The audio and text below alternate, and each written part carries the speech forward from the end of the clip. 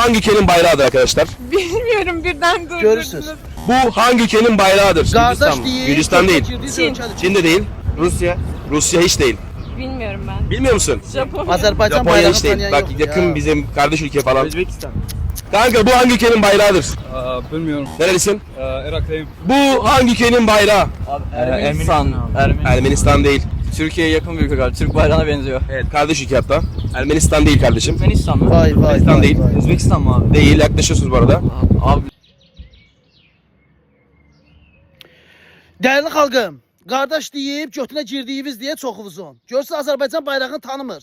O Azərbaycan bayrağı ki, bizim şəhidlərimiz o bayraqdan ötəri, minlərlə şəhidlərimiz, yüzlərlə qazilərimiz, veteranlarımız bu bayraqdan ötəri canından keçdi. Bilirsiniz nəyin göstəricisidir? Çünki Türkiyə Azərbaycana qoz qoymur. Türkiyədə Azərbaycan bayrağını heç bir yerdə dalğalandığını görməzsiniz. %1% ola bilər. Amma bir dənə Azərbaycandadır. Türkiyənin götünə girirlər. Biz çox yalaq millətik. 98%'imiz bayraqçıdır. Yalaqdır, yalaq. Xalq olaraq yalaqdır, yalaq. Götə girin, bax. Azərbaycan bayrağını tanımırlar. Elə bax, ömrü boyda belə qalacaqsınız. Allah'ın olsun.